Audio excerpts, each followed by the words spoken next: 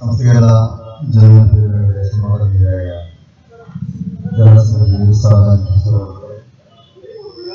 ഇവിടെ സംസ്ഥാന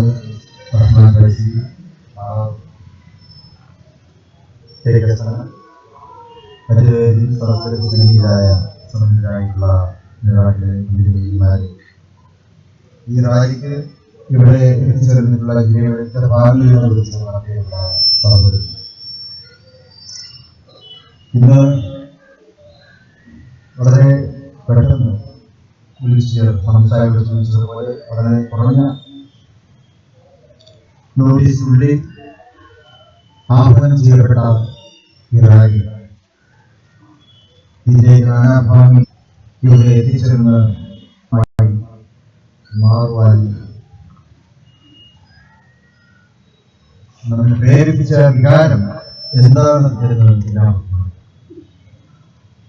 സമാധാനത്തിന്റെയും ശാന്തിയുടെയും സൗഹാർദ്ദത്തിന്റെയും ഭൂമിയായ നമ്മുടെ കേരളം, ആ കേരളത്തിന്റെ സമാധാന അന്തരീക്ഷത്തിന്റെ ഭംഗപ്പെടുത്തുന്ന അങ്ങേയറ്റം ഉള്ള ഒരു കടന്നുകയറ്റം, അതാണ് കാസർഗോഡ് മിനിഞ്ഞാന്ന് സംഭവിച്ചത്. ഒരിക്കലും സംഭവിക്കാൻ പാടില്ലാത്തതാണ് അവിടെ സംഭവിച്ചത്. കേരളത്തിലെ ഇസ്ലാമിക സമൂഹത്തിന്റെ കടന്നുവരവ് സൗഹാർദ്ദത്തിന്റെ കടന്നുവരവാണ്. പള്ളി നിർമ്മിക്കുന്നതിന് വേണ്ടി സ്ഥലവും അതിനുവേണ്ടി സൗകര്യങ്ങളും ചെയ്തു കൊടുത്ത പാരമ്പര്യമാണ് കേരളത്തിലെ മതസൗഹാർദ്ദത്തിന്റെ ഭാഗം. കൊടുങ്ങല്ലൂരിൽ നൂറ്റാണ്ടുകൾ മുമ്പ് ഇസ്ലാമിക പ്രബോധനാർത്ഥം കടന്നു വന്നപ്പോൾ അദ്ദേഹത്തെ സ്വീകരിച്ചിരുന്നത് കൊടുങ്ങല്ലൂരിലെ ഹൈന്ദവ രാജാക്കന്മാരായിരുന്നു. അതാണ് യഥാർത്ഥത്തിലുള്ള കേരളത്തിലെ ഹിന്ദുത്വത്തിന്റെ പാരമ്പര്യം പള്ളി നിർമ്മിക്കുന്നതിനെ സഹായിക്കുന്നത്. ആ ഹിന്ദുത്വത്തെ വെല്ലുവിളിക്കുകയാണ് പള്ളിയിൽ കടന്ന് പള്ളിയിലെ മോദിനെ വെട്ടിക്കൊലപ്പെടുത്തിയിട്ടുള്ളവർ ചെയ്തിരിക്കുന്നത്. യഥാർത്ഥ ഹിന്ദുത്വത്തിലും നരേന്ദ്രമോദിയുടെ ഹിന്ദുത്വത്തിലേക്കുള്ള വഴിമാറ്റമാണ് അവർ ചെയ്തിരിക്കുന്നത്. ഇത് തുടരാൻ അനുവദിച്ചുകൂടാ. അക്രമങ്ങളെ അക്രമത്തോടുകൂടി നേരിടണം എന്നല്ല നമ്മൾ പറയുന്നത്. നമ്മൾ പറയുന്നത് സംയമനം പാലിച്ചുകൊണ്ട് തന്നെ നമുക്ക് സമാധാനത്തിൽ എത്തുവാൻ കഴിയും. പക്ഷേ സംയമനം ഒരു ബലഹീനതയായി RSSO സംഘപരിവാറോ കാണരുത് എന്ന് പറയാം. സംയമനം സമാധാനത്തിലേക്കുള്ള ഒരു വലിയ വഴിയാണ് എന്ന് പഠിപ്പിച്ചിട്ടുള്ളവരാണ് ഞങ്ങളുടെ നേതാക്കന്മാർ.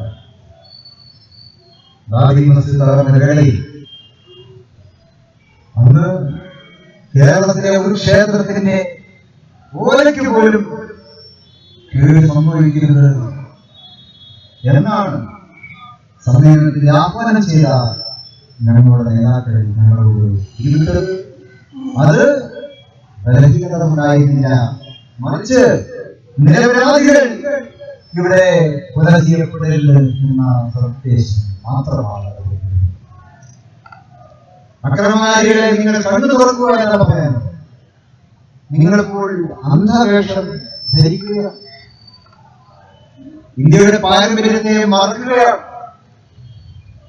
ഇന്ത്യയാകുന്നത് എല്ലാ ജനവിഭാഗങ്ങളും ഒരേ മന്ത്രത്തോടെ ജീവിക്കുമ്പോഴാണ്.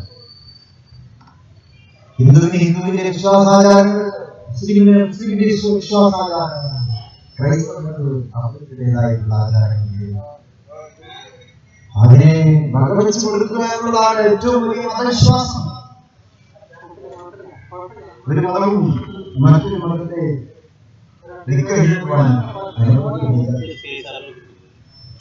അത് മനസ്സിലാക്കണമെങ്കിൽ RSS റൂട്ട് മാർച്ച് നടത്തുകയല്ല വേണ്ടത്. അവര് ഇന്ത്യയെ നയിക്കാനാണ് ആഗ്രഹിക്കുന്നതെങ്കിൽ അവർ മതം പഠിപ്പിച്ചുകൊണ്ടേ ഇന്ന് മതം പഠിപ്പിക്കുന്നത്. സനാതന ധാർമ്മിക മൂല്യങ്ങളാണ് ഹൈന്ദവ ദർശനങ്ങൾ ഇന്ത്യക്ക് പഠിപ്പിച്ചു കൊടുത്തിട്ടുള്ളത്. പരമ്പരാഗതമായി ഇന്ത്യയെ ഭൂരിപക്ഷം വരുന്ന ഞങ്ങളുടെ സഹോദരങ്ങൾ അതാണ് പിന്തുടരുന്നത്.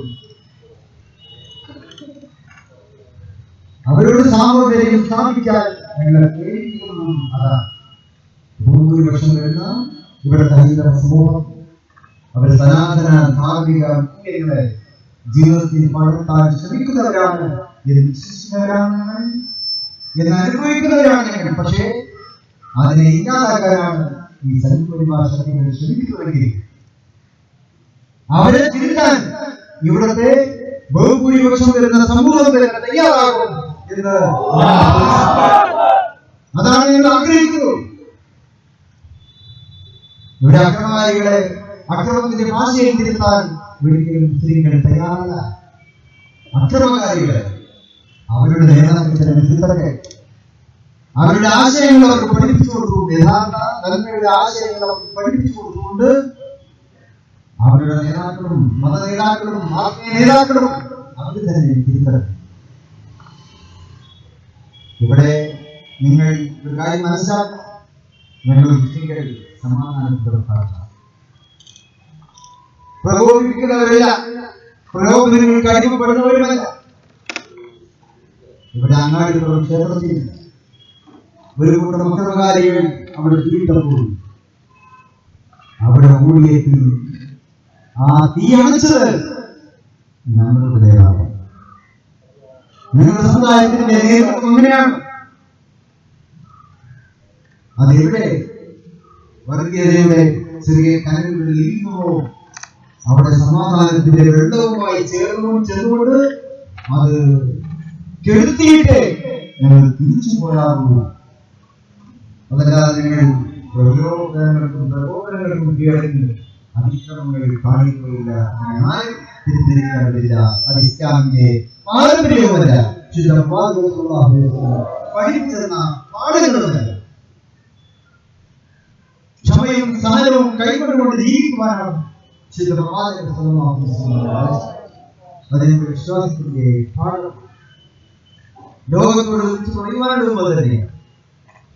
ഇന്ന് ലോകം ഇസ്ലാമോഫോബിയ എന്ന് വിളിക്കപ്പെടുന്ന തികച്ചും കരുതി കൂട്ടി ഉണ്ടാക്കുന്ന ചില ശീലങ്ങളുണ്ട്. അവർ ഇസ്ലാമിനെ ഭയപ്പെടുന്നതുകൊണ്ട് ആരും ഇസ്ലാമിനെ ഭയപ്പെടേണ്ടതില്ല. ഇസ്ലാം സമാധാനത്തിന്റെയും ശാന്തിയുടെയും സാഹോദര്യത്തിന്റെയും മതമാണ്. ഇസ്ലാം ലോകത്തിന് പഠിപ്പിച്ചു കൊടുക്കുന്ന മാറ്റങ്ങളാണ്. ഇത് യൂറോപ്യർ വലിയ മാറ്റങ്ങൾ നടത്തുന്ന അവകാശപ്പെടുന്നവരാണ്. അവർക്ക് ആ മാറ്റത്തിലേക്കുള്ള വഴി കാണിച്ചു കൊടുക്കാനാണ് അറേബ്യയിൽ നിന്ന് കടന്നു ചെന്ന ഇസ്ലാമാണ് അവർക്ക് മാറ്റത്തിലേക്കുള്ള വഴി.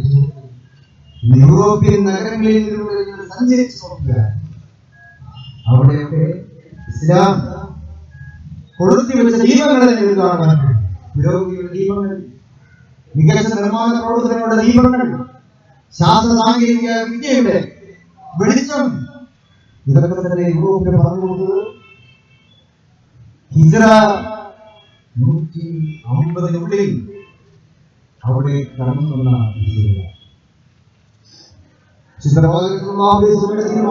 ശേഷം ഉള്ള ഒരു നൂറ്റാണ്ടിനുള്ളിൽ തന്നെ വിശുദ്ധ ഇസ്ലാമിന്റെ പ്രകാശം യൂറോപ്പിൽ സ്പെയിനിലൂടെ എത്തിയിട്ടുണ്ട്. അവരാണ് ആദ്യം ഇസ്ലാം പുരോഗതിയുടെ മാർഗമാണ്. അതല്ലാതെ ഇസ്ലാം ഒരിക്കലും പേടിപ്പെടുത്തലിന്റെ മാർഗമല്ല. അങ്ങനെ ആരും വിചാരിക്കേണ്ടതില്ല. ഇവിടെ ചിലർക്കൊക്കെ അധികാരം നിലനിർത്താൻ മതത്തെ ദുരുപയോഗം ചെയ്യേണ്ടതുണ്ട്. ഇപ്പോ ഒരു തെരഞ്ഞെടുപ്പ് വിജയം അത് ചിലരെ ഹാനികരത്തുന്നു. എനിക്ക് അവരോട് പറയാനുള്ളത്, ഇന്ത്യ ഭരിച്ചുകൊണ്ടിരിക്കുന്ന നമ്മുടെ പ്രധാനമന്ത്രി വലിയ അധികാരമാണ് അദ്ദേഹത്തിന്റെ തന്നെ പാപം. അദ്ദേഹത്തോട് പറയാനുള്ളത്, അധികാരം ദുഷിപ്പിക്കും എന്ന ഒരു വാക്കുണ്ട്. അതൊരു മഹാൻ അമിതമായ അധികാരം അമിതമായി ദുഷിപ്പിക്കും എന്ന് എഴുതി വെച്ചിട്ടുണ്ട്. എനിക്ക് തോന്നുന്നു ആ മഹാൻ ഇന്ത്യയിൽ ഇങ്ങനെ ഒരാൾ വരുമെന്നും അയാൾ അമിതമായ അധികാരം പ്രയോഗിക്കുന്നു കണ്ടുകൊണ്ടുണ്ടാകാം. ശ്രീ നരേന്ദ്രമോദിയോട് ഞങ്ങൾക്ക് പറയാനുള്ളതാണ്. ശ്രീ നരേന്ദ്രമോദിയോട് അദ്ദേഹത്തിന്റെ അധികാരത്തിൽ മത്ത് പിടിച്ചടക്കുന്നവരോട് പറയാനുള്ളത്, ഈ അമിതമായ അധികാരം താങ്കളെ ദുഷിപ്പിക്കും, പക്ഷെ അതിന് രാജ്യത്തെ ദുഷിപ്പിച്ചുകൂടാ എന്നാണ് നിങ്ങൾ പറയുന്നത്. നരേന്ദ്രമോദി എന്ന വ്യക്തി, സംഘപരിവാർ എന്ന വിഭാഗം അവരെ ദുഷിക്കാം.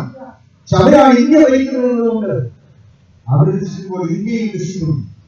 അതുണ്ടായിക്കൂടാ, നമ്മുടെ രാജ്യത്തെ ദുഷിപ്പിച്ചുകൂടാ. ഈ രാജ്യത്ത് അതിന് തിരിച്ചായിരിക്കേണ്ടത് രാജ്യത്തെ മുഴുവൻ വരുന്നതാണ്. ഇവിടുത്തെ സമൂഹവും രാജ്യരക്ഷയ്ക്ക് വേണ്ടി നമുക്ക് തിരിക്കാം. രാജ്യസ്നേഹപരമായിട്ടുള്ള നിലപാടുകളിലൂടെ മുന്നോട്ട് പോകാം. മുസ്ലിങ്ങളടക്കമുള്ള അനേക പ്രശ്നങ്ങൾ അതിന് തയ്യാറായിട്ടുണ്ട്. മുസ്ലിങ്ങളിൽ നിന്നും രാജ്യസ്നേഹപരമായി നിലപാട് വിശ്വാസത്തിന്റെ ഭാഗമാണ്. മാതൃരാജ്യത്തിന് വേണ്ടി നിലനിൽക്കേണ്ടത്, ജീവിക്കേണ്ടത് വിശ്വാസത്തിന്റെ ഭാഗമായി കരുതുന്നവരാണ്. അതുകൊണ്ട് തന്നെ ഇന്ത്യയെ രക്ഷിക്കാൻ വേണ്ടി ചുമതലയുണ്ട്. ഇന്ത്യയെ രക്ഷിച്ചുകൊണ്ടിരിക്കുന്ന ഭരണകൂടങ്ങളെ പിഴുതെറിയുവാനും ന്യൂനപക്ഷങ്ങൾ മുൻപന്തിയിലുണ്ടാകും എന്ന് മാത്രമേ ഈ അവസരത്തിൽ നിങ്ങൾ പറയുന്നു. ഇവിടെ ഈ രാജ്യം വിജയത്തോടെ ഇവിടെ കൂടിയവരുടെ മനസ്സുപോലെ തന്നെയാണ് പറയുന്നത്. അക്രമങ്ങൾക്കെതിരെ പോരാട്ടം, ഈ പോരാട്ടം നമുക്ക് തുടരുക. നമ്മുടെ വിശ്വാസവും നമ്മുടെ സത്യതകളും അത് സമാധാനപ്പെടുക. അത് പിടിച്ചുകൊണ്ട് തന്നെ നമ്മുടെ മനസ്സിന് തുറന്നു വെച്ചുകൊണ്ട് നമുക്ക് സമൂഹത്തോട് സംവദിക്കുവാൻ സാധിക്കണം. ആ സംവാദത്തിന്റെ ഭാഗം തന്നെയാണ് ഈ റാലിയുടെ പോരാട്ടം. ഇതൊരു അവസാനമല്ല, ഇനിയും ആവശ്യമില്ല. സമൂഹത്തിന്റെ കണ്ണു തുറപ്പിക്കാൻ വേണ്ടി ഇനിയും ഈ നിരത്തുകളിലും ഈ തെരുവുകളിലും നമുക്ക് നമ്മുടെ സന്ദേശവുമായി മുന്നോട്ട് പോകാം. അപ്പോഴെങ്കിലും അക്രമകാരികളിൽ കണ്ണു തുറന്നുപോയി അവർ യഥാർത്ഥ വഴിയിലേക്ക് വരും എന്നും വിശ്വസിക്കുന്നവരാണ് നമ്മൾ. ഈ വലിയ പ്രവർത്തനങ്ങൾ വിജയിക്കുവാൻ ഇവിടെ വന്നിട്ടുള്ള മുഴുവൻ സഹോദരങ്ങളെയും അനുമോദിച്ചുകൊണ്ട് അഭിനന്ദിച്ചുകൊണ്ട് ഞാൻ പറഞ്ഞു ശ്രമിക്കുന്നു. അള്ളാഹു തിരുനാമത്തിൽ ഈ പരിപാടിയുടെ ഔപചാരികമായ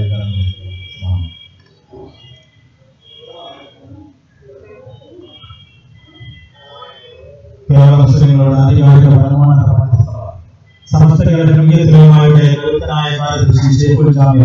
ഉസ്താദ് മുസ്ലിം ആലിഫ് മുസ്ലിം ഈ റാലിയെ അഭിസംബോധന ചെയ്യുന്നു. ആദരപൂർവ്വം ക്ഷണിക്കുന്നു.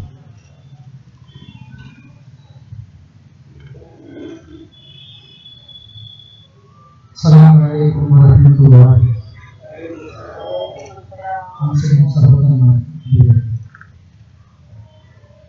കേരള മുസ്ലിംകളുടെ ആത്മീയ നേതാവ് ഉലമാക്കൾ, സാദാത്തുക്കൾ, ഉമറാക്കൾ, സാമൂഹിക പ്രവർത്തകർ,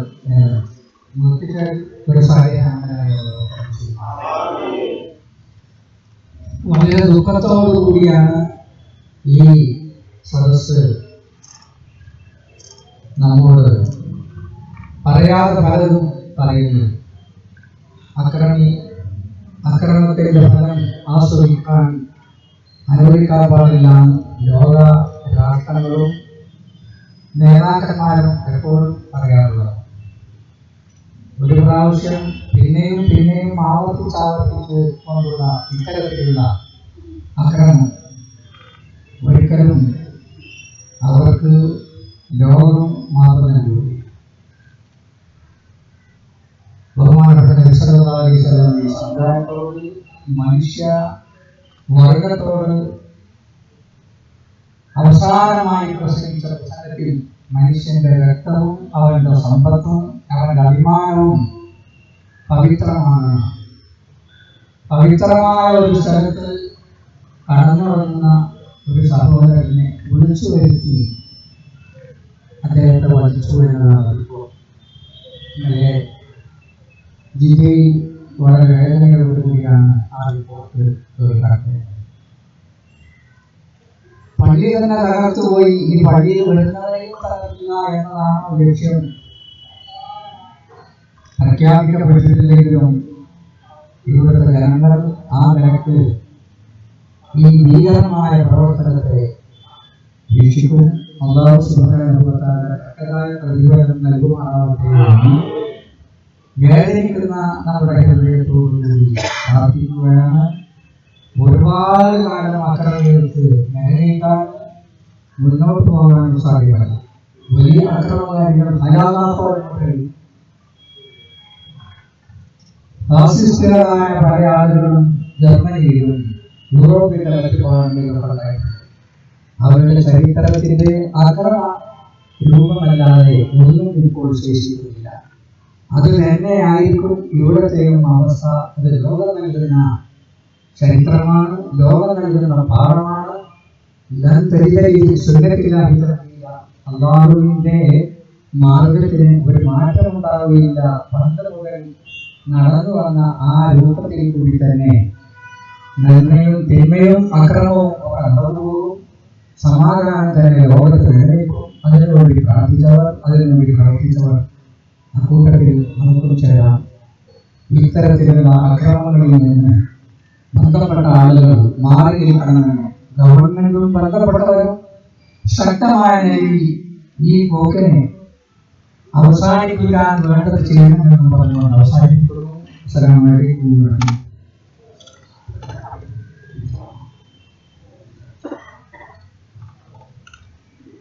സുന്നി യുവജന സംഘത്തിന്റെ ജില്ലാ ജനറൽ സെക്രട്ടറി സുന്നി യുവകേരളയുടെ ആവേശവുമായ അബ്ദുൽ സമദ് പൂക്കോട് സാഹിബ് അഭിസംബോധന ചെയ്തുകൊണ്ട് മുഖ്യ പ്രഭാഷണം നടത്തുന്നു. സാദരം ക്ഷണിക്കുന്നു. അസ്സലാമു അലൈക്കും വറഹ്മത്തുള്ളാഹി വബറകാതുഹു. സ്നേഹ ബഹുമാനമുള്ള നമ്മുടെ ഈ ചടങ്ങിലെ ഔദ്യോഗികമായ ഉദ്ഘാടനം നിർവഹിച്ച ഉസ്താദ് ഷെയ്ഖ് ജാമിഅ ആലിപുർ മുസ്ലിയാർ നേരിയ ബഹുമാനപ്പെട്ട സാജി ബഹുമാനായ മുസ്ലിയാർ, അതുപോലെ തന്നെ തുടങ്ങി സഹപ്രവർത്തകരായ സുന്നി സംഘത്തിന്റെ ജില്ലാ കമ്മിറ്റിയുടെ നേതാക്കന്മാർ, SKS നേതാക്കൾ, ജമീഅത്തുൽ മുഅല്ലിമീൻ നേതാക്കൾ, നേതാക്കൾ, ഈ പരിപാടി വളരെ പെട്ടെന്ന് പ്രഖ്യാപിച്ചു ഇത്ര വലിയ വിജയമാക്കാൻ മുന്നോട്ട് വന്ന ഇവിടെ കളിച്ചുകൂടിയ പ്രിയപ്പെട്ട പ്രാസ്ഥാനിക ബോധമുള്ള നിലവരായ പ്രവർത്തകരെ ഞാൻ ആദ്യമായി മലപ്പുറത്തെ പോലീസ് ഉദ്യോഗസ്ഥന്മാർക്ക് നന്ദി പറയുകയാണ്. കാരണം ഇന്നലെ വൈകുന്നേരം 5:30 മണിക്ക് തീരുമാനമെടുത്ത മലപ്പുറം SI വിളിച്ച് പറയുമ്പോൾ പോലീസ് ഉദ്യോഗസ്ഥന്മാരുമായി ബന്ധപ്പെടുമ്പോൾ അവർ പറഞ്ഞു നിങ്ങളുടെ പരിപാടിയിലെ നടന്നുകൊള്ളട്ടെ. കാരണം അങ്ങനെ ഒരു പെർമിഷൻ അവർക്ക് നമുക്ക് വാഗ്ദാനം തരാൻ കാരണം നമ്മളെ കുറിച്ചുള്ള വിശ്വാസം. ഇന്ന് വരെ ആ വിശ്വാസത്തിന്റെ സമഗ്രതയോ ജമീയത്തുലമയോ അതിന്റെ അടികളോ യാതൊരു കോട്ടവും വരുത്തിയില്ല. ക്രമസമാധാനത്തിന്റെ ഭംഗം വരുന്ന ഒരു പ്രവർത്തനവും ഇക്കാര്യമായും നമ്മുടെ പക്ഷത്ത് ഉണ്ടായില്ല എന്ന് മാത്രമല്ല, നമ്മുടെ ഉസ്താദുമാർ പോലും നമ്മളോട് പറഞ്ഞത് നിങ്ങൾ വളരെ സമാധാനപരമായിട്ടായിരിക്കണം എന്ന് നടത്തേണ്ടതില്ല. ബഹുമാനപ്പെട്ട ഈ കാര്യം സംസാരിക്കുമ്പോൾ അവർ പറഞ്ഞത് തികച്ചും സമാധാനപരമായിട്ടാണ് നടത്താം, യാതൊരു തരത്തിലുള്ള പ്രകോപനം ഉണ്ടാകാൻ പാടില്ല, നിങ്ങൾ എഴുതി കൊടുക്കുന്ന മുദ്രാവാദികളല്ലാതെ മറ്റൊന്നും വിൽക്കാൻ പാടില്ല. ഏതായാലും അൽഹംദുലില്ലാഹ് വളരെ അച്ചടക്കത്തോടുകൂടി നമ്മുടെ പൂർവ്വകാല ഖ്യാതി നിലനിർത്തിക്കൊണ്ടതിലേക്ക് നടത്താൻ പോയി കഴിഞ്ഞു. അള്ളാഹുവിനെ ശ്രദ്ധിക്കുന്നു. അൽഹംദുലില്ലാഹ് ഒരു കാര്യം നമ്മൾ പ്രത്യേകം പറയണം, അഹന്തയോടെ അല്ലെങ്കിൽ അഭിമാനത്തോടെ പറയട്ടെ, സുന്നിയുടെ സംഘത്തിന്റെ മതപര സമഗ്ര പോഷകങ്ങൾക്കും ഇതുപോലെ ജനങ്ങളെ ഒരുമിച്ച് കൂട്ടാൻ 24 മണിക്കൂറിന്റെ ആവശ്യം പോലും ഇല്ല എന്ന് തെളിയിക്കുന്ന നമ്മുടെ പ്രിയപ്പെട്ട മുഴുവൻ പ്രവർത്തകരും ഇവിടെ സംഘടിപ്പിച്ചിരിക്കുന്നു. ഞാനിവിടെ വളരെ പ്രധാനമായ ഇതിന്റെ കാര്യം മാത്രം സൂചിപ്പിച്ചുകൊണ്ട് ഒരു ദീർഘ പ്രസംഗപരമായ ഈ പ്രതിഷേധ പ്രകടനമാണ് നമ്മൾ ഉദ്ദേശിച്ചത്. കാസർഗോഡ് പഴയ ചുഴി എന്ന് പറയുന്ന പ്രദേശം കാസർഗോഡ് ടൗണിൽ വിളിപ്പാടകരെ എന്ന് പറഞ്ഞാൽ കാസർഗോഡിന്റെ തൊട്ട് വിളിപ്പാടകരെ വളരെ അടുത്താണ്. ഒരു വിദൂരമായ സ്ഥലമല്ല ഈ ചുഴി എന്ന് പറയുന്ന സ്ഥലം. ആ പ്രദേശത്താണ് കാസർഗോഡ് SP ഓഫീസ് നൽകുന്നത്. സുബ്രഹ്മണ്യ പോലീസിന്റെ കേന്ദ്രമൗലിയാണ് എന്ന് പറഞ്ഞാൽ ആ ജില്ലയിൽ നിയമ സംവിധാനം നിലനിർത്താൻ ഉത്തരവാദിത്തപ്പെട്ട ഏറ്റവും പ്രധാനപ്പെട്ട കേന്ദ്രം നിലനിൽക്കുന്നത് ഈ പഞ്ചായത്ത്. ആ പഞ്ചായത്ത് എന്ന് പറഞ്ഞാൽ മധൂർ പഞ്ചായത്താണ്. മധൂർ പഞ്ചായത്ത് BJP ഭരിക്കുന്ന പഞ്ചായത്താണ്. BJP ഭരിക്കുന്ന പഞ്ചായത്തിലാണ് കേരളത്തിൽ ഒരു പള്ളിയിൽ ഇതുപോലെ ഒരു മുഅല്ലിമിനെ KS മുഹമ്മദ് റിയാസ് മുസ്ലിയാർ എന്ന് പറയുന്ന ഒരു മുഅല്ലിമിനെ ഇതുപോലെ കയറി ആക്രമിച്ച് അറുകൊല ചെയ്തിരിക്കുന്നത് എന്ന് വളരെ ഖേദകരമായ ഒരു കാര്യമാണ്. അതിലുപരി പ്രതിഷേധാർഹം. ഒന്നാമത് ഇവിടെ നമ്മൾ പറയുന്ന പ്രധാനപ്പെട്ട കാര്യം, പള്ളി എന്ന് പറയുന്നത് സമാധാനത്തിന്റെ ഒരു കേന്ദ്രമാണ്. പള്ളികൾ ഒരിക്കലും അക്രമത്തിന്റെ കേന്ദ്രമായി നമ്മൾ കാണാറില്ല. പള്ളികളിൽ അത്തരം അക്രമങ്ങൾ സംഭവിക്കാറില്ല. ആളുകൾ ഒരു സുരക്ഷിത കേന്ദ്രമായി കാണുന്ന പള്ളി പോലും നേരത്തെ ഉസ്താദ് സൂചിപ്പിച്ചതുപോലെ ബാബരി പള്ളി തകർക്കുകയും പള്ളിയിൽ കയറി വരുന്നവരെ അറുകൊല ചെയ്യുകയും ചെയ്തുകൊണ്ട് ഈ നാടിനെ ഈ ഫാസിസ്റ്റുകൾ എങ്ങോട്ടാണ് കൊണ്ടുപോകുന്നത് എന്ന് വളരെ ഗൗരവത്തോടു കൂടി ചിന്തിക്കേണ്ട സമയമാണ് സംജാതമായിരിക്കുന്നത്. കാസർഗോഡ് ജില്ലയുടെയും ആ പ്രദേശത്തെയും ഒരു പശ്ചാത്തലം നമ്മൾ പരിശോധിക്കുകയാണെങ്കിൽ 1992 ബാബരി മസ്ജിദിന്റെ തകർച്ച ഉണ്ടായതിന്റെ ശേഷം ആ പ്രദേശത്ത് ചില്ലറ അസ്വാരസ്യങ്ങൾ ഉണ്ടാവുകയും ചില കൊലപാതകങ്ങൾ നടക്കുകയും ചെയ്തിട്ടുണ്ട്. അവിടുത്തെ ചരിത്രം പരിശോധിച്ചാൽ മുസ്ലിം സമൂഹത്തിൽ നിന്നും അതുപോലെ അമുസ്ലിം സമൂഹത്തിൽ നിന്നും അങ്ങോട്ടും ഇങ്ങോട്ടും ചില കൊലപാതകങ്ങൾ നടക്കുകയും പിന്നീട് ആ പ്രദേശത്ത് പ്രഗത്ഭരായ ഉദ്യോഗസ്ഥന്മാർ വന്ന് ആ വിഷയമൊക്കെ നല്ല രീതിയിൽ കൈകാര്യം ചെയ്തുകൊണ്ട് അത്തരം പ്രശ്നങ്ങൾ അവസാനിപ്പിക്കുകയും ചെയ്ത ഒരു സാഹചര്യം അവിടെ ഉണ്ട്. അതിനുശേഷം കാസർഗോഡ് ജില്ലയിൽ ഏതാണ്ട് 6ഓളം മുസ്ലിം ചെറുപ്പക്കാരെ പല കാരണങ്ങൾ പറഞ്ഞുകൊണ്ട് കൊലപ്പെടുത്തി മറുഭാഗത്തിന് യാതൊരു തരത്തിലും നാശനഷ്ടം മുസ്ലിം സമൂഹം വരുത്തിയിട്ടില്ല. ഈ കൊലപാതകങ്ങളെ കുറിച്ചൊക്കെ പരിശോധിക്കുമ്പോൾ ആസൂത്രിതമായ ചില പ്രവർത്തനങ്ങൾ ഇതിന്റെ ഉള്ളിൽ ഉണ്ടെന്ന് തീർച്ചയായും നമുക്ക് ബോധ്യപ്പെടും. ഒന്നാമതായി ചൂരി പ്രദേശത്തിന്റെ തൊട്ടടുത്ത് തന്നെ വട്ടമ്പാറ എന്ന് പറയുന്ന സ്ഥലത്ത് റിഷാദ് എന്ന് പറയുന്ന ഒരു സുഹൃത്തിനെ കൊല ചെയ്തു. ഒരു കാരണമില്ലാതെ കൊല ചെയ്തു. എന്തെങ്കിലും ഒരു പ്രകോപനം അയാളുടെ ഭാഗത്തുനിന്ന് ഉണ്ടായിട്ടില്ല. അത് കഴിഞ്ഞതിന് ശേഷം ക്രിക്കറ്റ് കളിക്കാൻ പോകുന്ന സമയത്ത് ഒരു പാവം കുട്ടി, അദ്ദേഹത്തിന്റെ പേര് സാബിത്ത് എന്നായിരുന്നു, ആ ചെറുപ്പക്കാരനെ ഒരു കാരണവുമില്ലാതെ കൊല ചെയ്തു. എന്തൊരു കൊല ചെയ്തു എന്നറിയില്ല. ആ കുട്ടി ഒരു പ്രശ്നത്തിൽപ്പെട്ട ആളല്ല. ഇങ്ങനെ കൊലപാതകം ചില ആളുകളെ തെരഞ്ഞെടുപ്പ് ചെയ്യുന്ന കൂട്ടത്തിലാണ് കാസർഗോഡ് ഒരു പൊതുപരിപാടി നടക്കുന്ന സന്ദർഭത്തിൽ ആ പൊതുപരിപാടിയുമായി ബന്ധപ്പെട്ട് ഒരു മുസ്ലിം ചെറുപ്പക്കാരനെ ഷഫീഖ് എന്ന് പറയുന്ന ചെറുപ്പക്കാരനെ അവിടെയുള്ള SP രാംദാസ് പോത്തൻ അവിടെ SP ആയിരുന്നു, അദ്ദേഹത്തിന്റെ നേതൃത്വത്തിൽ വെടിവെച്ചു കൊന്നത്. ഷഫീഖിനെ പോലീസ് വെടിവെച്ചു കൊന്ന അതേ ദിവസം തന്നെ കരന്തക്കാട് എന്ന സ്ഥലത്ത് ഇതിന്റെ തൊട്ടടുത്ത സ്ഥലത്ത് അസറുദ്ദീൻ എന്ന് പറയുന്ന ഒരു സുഹൃത്തിനെ സംഘപരിവാർ കൊല ചെയ്യുന്നു. ഈ രീതിയിൽ തെരഞ്ഞു പിടിച്ച മുസ്ലിം സമൂഹത്തെ കുറിച്ച് അന്നൊന്നും തിരിച്ചൊരു കൊലപാതകമോ ഒരു തിരിച്ചടിയോ മുസ്ലിങ്ങൾ നടത്തിയില്ല. എന്തുകൊണ്ട്? നമ്മുടെ നേതാക്കൾ നമ്മളോട് പറഞ്ഞ് അതിന് നമുക്ക് അധികാരമില്ല, നമ്മൾ അങ്ങനെ ചെയ്യേണ്ടവരല്ല, നമ്മൾ സമാധാനം പാലിക്കേണ്ടവരാണ്, നമ്മൾ ഇപ്പോഴും അവിടെ നിൽക്കുന്നു, തങ്ങൾ ഇപ്പോഴും പറഞ്ഞതാണല്ലോ. അത് കഴിഞ്ഞ് നേരത്തെ അസറുദ്ദീനെ കൊന്നതിന് ശേഷം സൈനുൽ ആബിദ് എന്നൊരു സുഹൃത്തിനെ കൊലപ്പെടുത്തി. ഇപ്പോഴിതാ റിയാസ് മൗലവിയെ കൊലപ്പെടുത്തിയിരിക്കുന്നു. 6 പേരുകൾ ഞാൻ പറഞ്ഞു. ഈ 6 പേരുകൾ അവസാനത്തേതാണ് റിയാസ് മൗലവി. അത് പള്ളിയിൽ കയറി കൊല ചെയ്തു. ഇതിന്റെ ഒരു പശ്ചാത്തലം പരിശോധിച്ച് നോക്കുമ്പോൾ നമുക്ക് മനസ്സിലാക്കാൻ കഴിയുന്നത് മധൂർ പഞ്ചായത്ത് BJP ആണ് ഭരിക്കുന്നത്. ആ പ്രദേശത്ത് BJPയുടെ ഭരണം മുന്നോട്ട് പോകുമ്പോൾ അവിടെ BJPക്ക് ഗ്രിപ്പ് ചെറുതായി നഷ്ടപ്പെടുന്ന തരത്തിൽ മറ്റു രാഷ്ട്രീയ പാർട്ടികൾ അവിടെ വളർന്നു വരികയും പ്രത്യേകിച്ച് അവർക്ക് അവിടെ പിടിപ്പിക്കേണ്ടി സംഭവിക്കുകയും ചെയ്യുന്ന ഒരു സാഹചര്യം വന്നിട്ടുണ്ട്. ഇപ്പോൾ തന്നെ അവിടെ മുസ്ലിം ലീഗിന്റെ 4 മെമ്പർമാർ ആ പഞ്ചായത്തിൽ ഉണ്ട് എന്നാണ് മനസ്സിലാക്കാൻ കഴിയുന്നത്. ഞാൻ രാഷ്ട്രീയ പറഞ്ഞൊന്നും തെറ്റിദ്ധരിക്കേണ്ട, ആ പ്രദേശത്തിന്റെ പശ്ചാത്തലം സൂചിപ്പിച്ചു എന്ന് മാത്രം. ചുരുക്കത്തിൽ ആ പ്രദേശത്ത് മതേതര കക്ഷികൾ മുന്നോട്ട് വരുന്നു എന്ന് കണ്ടപ്പോൾ ഒരു ഭയപ്പെടുത്തുന്ന സമീപനം സ്വീകരിച്ചുകൊണ്ട് ആ പ്രദേശത്ത് നിന്ന് മുസ്ലിങ്ങളെ അവിടെ നിന്ന് പറഞ്ഞയക്കുക എന്ന ലക്ഷ്യമല്ലാതെ മറ്റൊന്നും ഈ കൊലപാതകങ്ങൾക്ക് പിന്നിൽ ഉണ്ടായിരുന്നില്ല. ഇതിൽ പലതും മധൂർ പഞ്ചായത്തിലാണെങ്കിലും മധൂർ പഞ്ചായത്തിന്റെ തൊട്ടടുത്തും ഇതൊക്കെ നടന്നിട്ടുണ്ട്. ഈ 6 കൊലപാതകങ്ങളുടെ അവസ്ഥ പരിശോധിച്ച് നോക്കിയാൽ വെടിവെപ്പടക്കമാണ്, വെടിവെപ്പല്ലാത്തത് 5 എണ്ണമുണ്ട്. ഇതടക്കം ഇതൊക്കെ പരിശോധിച്ച് നോക്കിയാൽ അകാരണമായി ചെയ്തു എന്ന് മാത്രമല്ല, ഇതിൽ പ്രതികളെ പിടികൂടുന്നതിൽ പോലീസ് പരാജയപ്പെടുന്നു. ചില സ്ഥലത്ത് പിടികൂടിയാൽ പ്രതികൾ യാതൊരു തരത്തിലുള്ള കുറ്റാരോപണവും ഇല്ലാതെ കോടതിയിൽ നിന്ന് പുറത്തു വരും. അതിന്റെ ഒരു പ്രധാനപ്പെട്ട കാരണം ഇതൊക്കെ പ്രൊഫഷണൽ ആളുകളെ വെച്ചുകൊണ്ട് ചെയ്യുകയും പ്രതികളെ ചില ഓഫീസുകളിൽ നിന്ന് ഹാജരാക്കി കൊടുക്കുകയും ചെയ്യും. ഇങ്ങനെ പ്രതികളെ ഹാജരാക്കി കൊടുക്കുമ്പോൾ ഈ പ്രതികൾ ഡമ്മികളായിരിക്കും.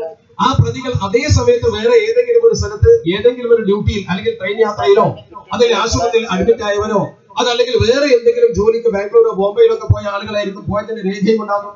അവനെയാണ് പിന്നെ കൊണ്ടുവന്ന് പ്രതിയായി ഹാജരാക്കി കൊടുക്കുന്നത്. കോടതിയിൽ കേസ് നടക്കുമ്പോൾ ഇയാൾ ഇന്ന സ്ഥലത്തുണ്ടായിരുന്നു എന്ന് വക്കീൽ വാദിക്കുന്നവരുടെ കേസിനെ രക്ഷപ്പെടും. യഥാർത്ഥ പ്രതി നേരത്തെ രക്ഷപ്പെട്ടു.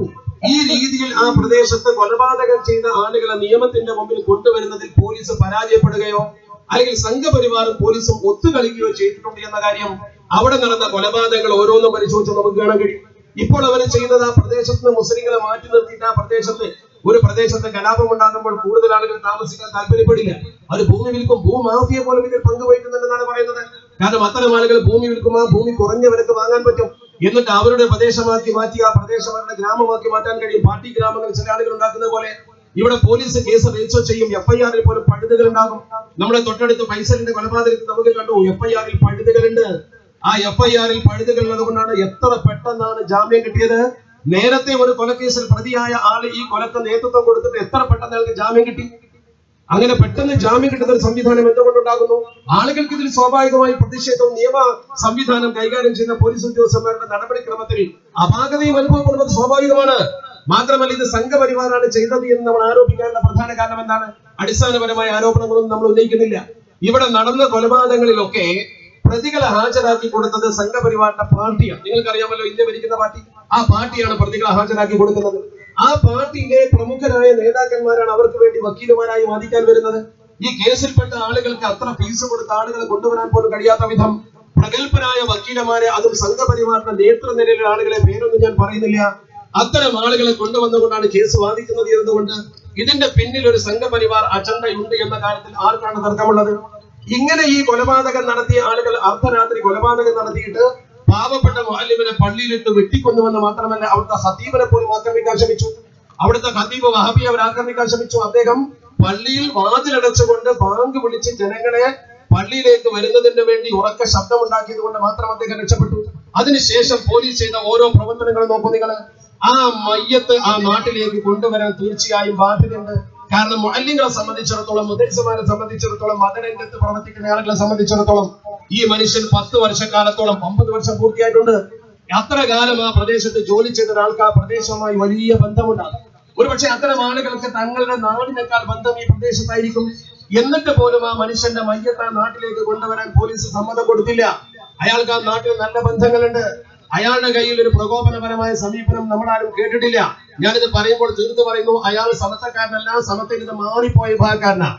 പക്ഷെ സംഘപരിവാറിനോടും മറ്റുള്ളവരോടും ഒക്കെ ഞങ്ങൾക്ക് പറയേണ്ടത്, ഞങ്ങൾ തമ്മിൽ എന്ത് ആഭ്യന്തര പ്രശ്നമുണ്ടെങ്കിലും ഇത്തരം വൈകാരിക പ്രശ്നം അല്ലെങ്കിൽ സമൂഹത്തെ നശിപ്പിക്കുന്ന പ്രശ്നം, പള്ളിയിൽ കയറി വെട്ടിക്കൊടുത്ത പ്രശ്നമൊക്കെ വന്നാൽ ഈ സമുദായം ഒറ്റക്കെട്ടായി പ്രതികരിക്കുക തന്നെ ചെയ്യും. അവിടെ ഞങ്ങളെ വിഭാഗീയമാക്കി രക്ഷപ്പെടാനോ തമ്മിലടിപ്പിക്കാനോ ആരും ശ്രമിക്കണ്ട. അക്കാര്യത്തിൽ ഞങ്ങൾ ഒന്നായിരിക്കും. അവിടെ അഭിപ്രായ വ്യത്യാസങ്ങളൊക്കെ മാറ്റി വെച്ചുകൊണ്ട് ഞങ്ങൾ മാത്രമല്ല, നേരത്തെ തങ്ങൾ സൂചിപ്പിച്ച പോലെ ഇന്ത്യ നിലനിൽക്കണമെന്ന് ആഗ്രഹിക്കുന്ന സൗഹാർദ്ദമുള്ള ഹിന്ദു സമുദായത്തെ പോലും ചേർത്ത് പിടിച്ചുകൊണ്ട് ഈ സംഘപരിവാറിന്റെ പ്രവർത്തനത്തെ എതിർക്കുക തന്നെ ചെയ്യുമെന്ന് പറയാം. ഈ സന്ദർഭം ഞങ്ങൾ ഉപയോഗപ്പെടുത്തുകയാണ്. ഞങ്ങളിത് വർഗീയമായിട്ടല്ല പറയുന്നത്. ഇത് ഹൈന്ദവർക്കെതിരെയുള്ള കൂട്ടായ്മയല്ല, മറിച്ച് ഇത് ആ മതത്തെ പോലും പറയിപ്പിക്കുന്ന സംഘശക്തികൾ പ്രകടിപ്പിക്കുന്ന വർഗീയതക്കെതിരെയുള്ള കൂട്ടായ്മയാണ്. നമുക്ക് ഒരുപാട് മുസ്ലിം സുഹൃത്തുക്കളുണ്ട്. മുസ്ലിം ഭൂരിപക്ഷ പ്രദേശമാണ് ഇവിടെ. ഒരു അമുസ്ലിമിന് ഒരു ദ്രോഹം ഉണ്ടാക്കുന്ന പ്രവർത്തനം നമ്മൾ ഇവിടെ ചെയ്യുന്നില്ലല്ലോ. ഞാൻ പറഞ്ഞ വിഷയത്തിലേക്ക് തിരിച്ചു വരികയാണ്. ആ പ്രദേശത്ത് ഈ മയ്യത്ത് കൊണ്ടുവന്ന് നിസ്കരിക്കൽ മുസ്ലിങ്ങൾക്ക് ബാധ്യതയാണ്. ആ ബാധ്യത നിർവഹിക്കുന്നതിന് വേണ്ടി മുസ്ലിങ്ങൾ പോലീസിനോട് അപേക്ഷപ്പോൾ പോലീസ് എന്താണ് പറഞ്ഞത്? ആദ്യം അവരുടെ ബന്ധുക്കളുടെ ഒരു കൺസെപ്റ്റ് കിട്ടണമെന്ന് പറഞ്ഞു. ബന്ധുക്കൾ പറഞ്ഞു സമ്മതമാണ്. അതിനുശേഷം ആര് പറഞ്ഞു? പള്ളി കമ്മിറ്റി എഴുതി തരണം. പള്ളി കമ്മിറ്റി എഴുതി കൊടുക്കാൻ തയ്യാറായി. അത് രണ്ടും കഴിഞ്ഞപ്പോൾ പോലീസിന്റെ പുതിയ ഭാഷ എന്താ? കൊണ്ടുപോയാൽ കലാപം ഉണ്ടാകും, അതുകൊണ്ട് ആ പ്രദേശത്തേക്ക് കൊണ്ടുപോകാൻ പാടില്ല. 2 ചോദ്യങ്ങൾ ഞാൻ ആ പോലീസ് ഉദ്യോഗസ്ഥന്മാരോടും ഭരണകൂടത്തോടും ചോദിക്കട്ടെ. ആരാണ് ആ തീരുമാനമെടുത്തതെങ്കിലും ഒന്നാമത് ചോദിക്കാനുള്ളത്, കണ്ണൂരിൽ സംസ്ഥാന യുവജനോത്സവം നടക്കുന്ന സന്ദർഭത്തിൽ തലശ്ശേരിയിൽ ഒരു RSSന്റെ പ്രവർത്തകൻ കൊല ചെയ്യപ്പെട്ടു. ആ RSSന്റെ പ്രവർത്തകൻ കൊല ചെയ്യപ്പെട്ടപ്പോൾ ആ പ്രവർത്തകന്റെ മൃതദേഹവും വഹിച്ചുകൊണ്ടുള്ള വിലാപയാത്ര ആ പിഞ്ചു കുഞ്ഞുങ്ങൾ കലാപ്രകടനം നടന്ന വേദിക്ക് മുമ്പിലൂടെ വെല്ലുവിളിച്ച് നിങ്ങൾ വിലാപയാത്രയായി കൊണ്ടുപോയില്ലേ? അതിന്റെ പേരിൽ വൈകാരിക പ്രശ്നം ഉണ്ടായില്ലേ? എന്തേ പോലീസിനെ നോക്കി നിൽക്കാൻ കഴിഞ്ഞു? മാത്രമല്ല, തലശ്ശേരിയിൽ ആ കൊലപാതകം നടന്നത്, ആ വ്യക്തിയുടെ ശരീരം കൊണ്ടുപോയി പോസ്റ്റ്മോർട്ടം ചെയ്യാൻ കോഴിക്കോട്ടേക്ക് കൊണ്ടുവരാൻ കഴിയും, തലശ്ശേരി കൊണ്ടുവന്ന് മണമാടാൻ കഴിയും. ഒരിക്കലും കണ്ണൂരിനെ ബന്ധപ്പെടുത്തേണ്ട കാര്യമില്ല. പെരിയാരത്തേക്ക് കൊണ്ടുപോയി കണ്ണൂരിലൂടെ വികാരം ഉണ്ടാക്കാൻ കൊണ്ടുവന്ന പ്രകടനം നടത്തി. അവിടെ RSSന്റെ ഒരു പ്രവർത്തകൻ മരണപ്പെട്ടപ്പോൾ അവന്റെ വിലാപയാത്രക്ക് വ്യാപകമായ സൗകര്യം ചെയ്തു കൊടുക്കാം. മുസ്ലിങ്ങൾ ഒരിക്കലും അങ്ങനെ മയ്യത്ത് വെച്ച് കൊണ്ടുവരുന്ന വിലാപയാത്ര ഉദ്ദേശിച്ചിട്ടില്ല. അവിടെ കൊണ്ടുപോയി മതപരമായ ചടങ്ങെന്ന രീതിയിൽ നിസ്കരിക്കാൻ ഉദ്ദേശിച്ചു. ആ നിസ്കാരം മുടക്കിയതിന്റെ ന്യായം ആ പ്രദേശത്തെ മയ്യത്ത് കൊണ്ടുചെന്നാൽ പ്രശ്നം ഉണ്ടാകുമെന്നതാണ്. എന്റെ പ്രധാനപ്പെട്ട ചോദ്യം, എന്തുകൊണ്ട് RSSകാരന്റെ ശവശരീരം ഇതുപോലെ നടത്താൻ അനുമതി കൊടുത്തു ടൗണിലൂടെ? അത്രയും പ്രശ്നമില്ലാത്ത ഒരു ഗ്രാമപ്രദേശത്ത് എന്തുകൊണ്ട് മയ്യത്ത് കൊണ്ടുപോയി നിസ്കരിച്ചുകൂടാ? ഒന്ന്. രണ്ടാമത്തെ ചോദ്യം, അയാളെ നാട്ടുകാരനാണെങ്കിലോ ആ മയ്യത്ത് കൊണ്ട് കൊണ്ടുപോകണ്ടേ? അയാളെ നാട്ടുകാരനാണെന്നിരിക്കട്ടെ, അയാളിപ്പോൾ പുറത്തുള്ള ആളായത് കൊണ്ടല്ലേ രക്ഷപ്പെട്ടത്. അതേസമയത്ത് അയാളെ നാട്ടുകാരനാണെങ്കിൽ മയ്യത്ത് അവിടെ തന്നെ അടക്കണ്ടേ? ആ മയ്യത്ത് അടക്കാൻ സമ്മതം കൊടുക്കേണ്ടത് പോലീസിന്റെ കടമയില്ലേ? അപ്പോൾ പ്രൊട്ടക്ഷൻ കൊടുക്കണ്ടേ? ആ പ്രൊട്ടക്ഷൻ കൊടുത്തുകൊണ്ട് നടത്താൻ കേൾപ്പില്ലെങ്കിൽ ലാത്തിയും കൊണ്ട് പിന്നെ എന്തിനാ നിങ്ങൾ ഇവിടെ? നിങ്ങളെ കിടന്ന് ലോ ആൻഡ് ഓർഡർ നടപ്പാക്കണല്ലേ? ഒരു പോലീസ് ഉദ്യോഗസ്ഥന് കിടന്ന് ലോ ആൻഡ് ഓർഡർ നടപ്പാക്കലാണ്. അത് നടപ്പാക്കാനാണ് നിങ്ങളുടെ കയ്യിൽ ആവശ്യമുള്ള സംവിധാനങ്ങളും ഉത്തരവാദിത്വം തന്നിട്ടുള്ളത്. അത് നടപ്പാക്കാൻ അവർക്ക് കഴിയില്ലെങ്കിൽ കാറ്റി അഴിച്ചു വെച്ച് സമൂഹത്തെ ധർമ്മം അതല്ല ചെയ്യേണ്ടത്. പോലീസ് ഉദ്യോഗസ്ഥന്മാരെ അവര് ശരിക്കും ന്യായമാണ് നടപ്പാക്കേണ്ടത്. ഒരു കൂട്ടർക്ക് ഫേവർ ചെയ്യുകയും മറ്റൊരു കൂട്ടർ എതിർക്കുകയും ചെയ്യുന്ന ഇരട്ടത്താപ്പ് നയം സ്വീകരിക്കുമ്പോ നിങ്ങളിൽ ജനങ്ങൾക്കുള്ള വിശ്വാസം നഷ്ടപ്പെടും. ആ വിശ്വാസം നഷ്ടപ്പെടുന്ന പ്രവർത്തനം ഒരിക്കലും പോലീസിന്റെ ഭാഗത്ത് ഉണ്ടാകാൻ പാടില്ല. പോലീസുകാര് പോലീസാകുമ്പോൾ സത്യപ്രതിജ്ഞ ചെയ്യുന്നുണ്ടല്ലോ, അതൊക്കെ നിങ്ങൾ മറന്നുപോയോ? അതൊക്കെ ഇനി ഞങ്ങൾ ഓർമ്മിക്കേണ്ടി വരുമോ? അതാണ് നമ്മൾ ചോദിക്കുന്ന പ്രധാനപ്പെട്ട ചോദ്യം. മാത്രമല്ല, സമസ്ത കേരള ജമിയത്തുൽ മുഅല്ലിമീന്റെ പ്രിയപ്പെട്ട ഒരു പ്രവർത്തകൻ, ഒരു പ്രവർത്തകൻ എന്ന രീതിയിൽ അദ്ദേഹം സമസ്തയുടെ മദ്രസയിലാണ് ജോലി ചെയ്യുന്നത് എന്നതുകൊണ്ട് ഇനി ഏത് മദ്രസയിലാണെങ്കിലും ശരി ഖുർആൻ പഠിപ്പിക്കുന്ന ഒരു മുഅല്ലിമാണ്. ആ മുഅല്ലിമിന്റെ മരണത്തിൽ പ്രതിഷേധിക്കാൻ അതൊരു കൊലപാതകമായതുകൊണ്ട് ആ പ്രദേശത്തെ മുഅല്ലിങ്ങൾ വന്നു. ജമിയത്തുൽ മുഅല്ലിമീൻ നിരോധനാജ്ഞ നിലനിൽക്കുന്നത് ശരി, നിരോധനാജ്ഞ നിലനിൽക്കുന്ന സ്ഥലത്ത് പക്ഷേ പ്രകടനത്തിന് അനുമതി കൊടുത്തില്ല എന്ന് വരും. സമ്മതിച്ചു, നിങ്ങൾ പ്രകടനം നടത്തരുത് എന്ന് പറഞ്ഞ് തടയാം. പക്ഷെ പല സ്ഥലത്തും പോലീസ് അങ്ങനെ തടയുന്നില്ലല്ലോ. RSSും BJPയും അതുപോലെ കമ്മ്യൂണിസ്റ്റ് പാർട്ടിയും ഒക്കെ ഈ തരത്തിൽ വിലക്ക് ലംഘിച്ചുകൊണ്ട് പ്രകടനം നടത്താറുണ്ട്. ഞങ്ങൾ അങ്ങനെ നടത്താറില്ല, അതുകൊണ്ട് നടത്താത്ത മുഅല്ലിങ്ങൾ പിരിഞ്ഞു പോകുന്നു. പക്ഷേ ഈ പ്രകടനം വിലക്കിയതറിയാതെ അവിടെ വന്ന മുഅല്ലിമീങ്ങൾ ബൈക്ക് സൈഡാക്കി വെച്ചപ്പോ അതിന്റെ പുറത്തുള്ള ഹെൽമെറ്റ് കട്ടുകൊണ്ടുപോകാൻ പോലീസ് ഏത് വകുപ്പാണ് ഉപയോഗിച്ചത്? അതാ ചോദിക്കാനുള്ളത്. മാത്രമല്ല അവരുടെ ബൈക്കിന്റെ മുൻപിലുള്ള ഗ്ലാസ് അടിച്ചു പൊളിക്കുവാനും കാറുകൾ അടിച്ചു പൊളിക്കുവാനും മുന്നോട്ട് വന്നു. ഈ രീതിയിൽ ദ്രോഹം ചെയ്യേണ്ട കാര്യം എന്താ? ആളുകളെ പിരിച്ചുപിടിക്കല്ലേ വേണ്ടു. ആളുകൾ മുഴുവൻ പോയതിനു ശേഷം കടകളുടെ ട്യൂബിലേക്ക് പോലീസ് അടിച്ചു പൊളിക്കുന്ന രംഗം നിങ്ങളൊക്കെ വാട്സാപ്പിൽ കണ്ടല്ലോ. നമ്മുടെ പോലീസുകാരെ നമുക്കുള്ള വിശ്വാസം നഷ്ടപ്പെടുന്ന തരത്തില്ല. പക്ഷെ ഞാൻ പറയട്ടെ, മലപ്പുറത്തെ പോലീസുകാരെ ഞാൻ തുടക്കത്തിൽ അഭിനന്ദിച്ചല്ലോ. നല്ല പോലീസ് ഉദ്യോഗസ്ഥന്മാരുണ്ട്. ആ കാര്യത്തിലേക്ക് നമുക്ക് കടന്നു വരാം. അപ്പോൾ പോലീസ് ചെയ്ത പ്രവർത്തനം തികച്ചും പക്ഷപാതപരമാണ്. അവിടെയാണ് പ്രശ്നം. മാത്രമല്ല ആളുകൾക്കെതിരെ കേസെടുത്തു. പലപ്പോഴും 500 പേർക്കെതിരെ 1000 പേർക്കെതിരെ കേസെടുത്തു.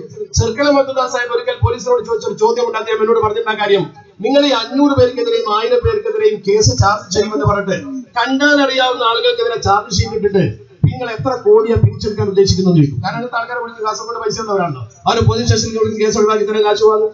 ഇത് ഡിപ്പാർട്ട്മെന്റിന് അപമാനമല്ലേ? ഈ തരത്തിൽ ഡിപ്പാർട്ട്മെന്റിന് അപമാനം വരുന്ന ഉദ്യോഗസ്ഥന്മാരെ നിലക്ക് നിർത്താൻ ഉത്തരവാദപ്പെട്ടവർ മുന്നോട്ട് വരണം. അതാണ് വേണ്ടത്.